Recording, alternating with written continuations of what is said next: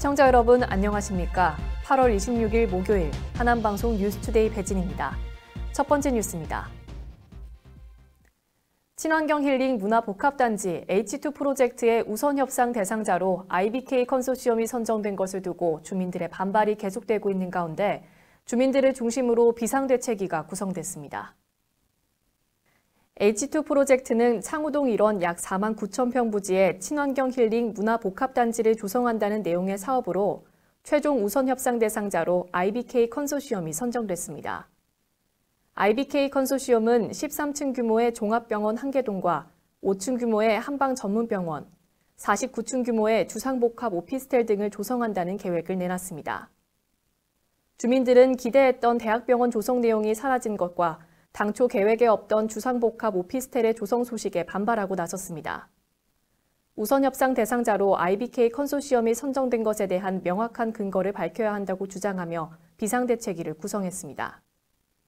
H2 주민연합 비상대책위원회는 지난 22일 긴급 성명을 발표하고 하남도시공사에 프로젝트 관련 심사위원회 자격 정보와 정성평가 채점표의 공개를 요구했습니다.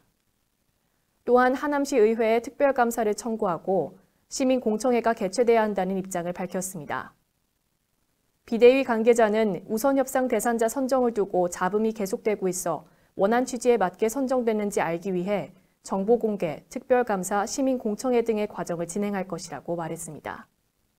이런 가운데 주민들이 하남도시공사 주변에 설치한 H2 프로젝트 관련 항의성 현수막이 반나절 만에 철거된 것을 두고 불만이 더욱 거세지고 있습니다.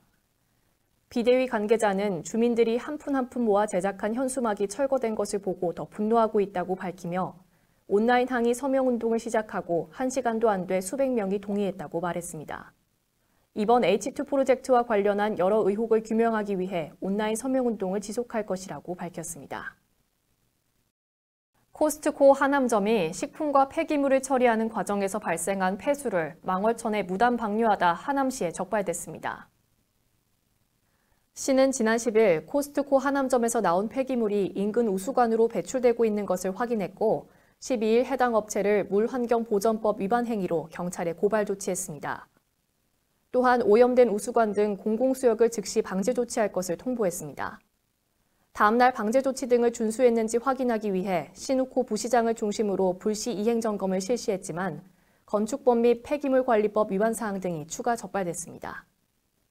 신우코 부시장은 최근 기업에서 ESG를 기업 운영 최우선 과제로 삼고 있음에도 환경을 생각하지 않는 업체의 이번 행태에 대해 매우 유감스럽다며 시민들의 수건이자 시 주요 현안인 망월천 수질 개선을 위한 그간 시와 시민들의 노력에도 반하는 것이며 기업 윤리 역시 저버리는 것이라고 유감을 표명했습니다. 경기도가 모든 도민에게 3차 재난기본소득을 지급하기로 결정한 가운데 재난지원금 예산이 포함된 2021년 제3회 추가경정 예산안을 도의회에 제출했습니다. 이재명 지사는 지난 13일 전도민 제3차 재난기본소득 지급 도민보고 기자회견을 열고 중앙정부의 5차 재난지원금 지급 대상에서 제외된 도민들에게 3차 경기도 재난기본소득을 지급하기로 했다고 밝혔습니다.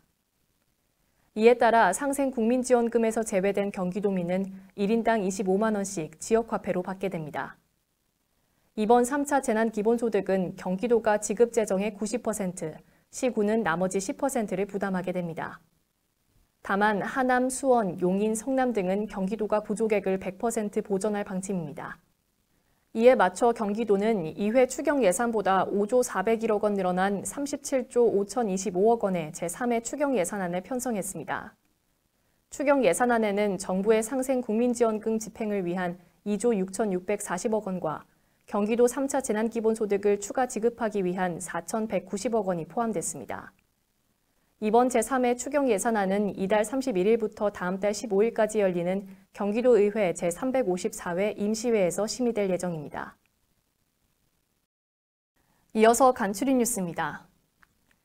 드림스타트 아동 및 가족 90명과 함께하는 기후위기 대응 프로그램 나는 드림 환경운동가가 진행되고 있습니다.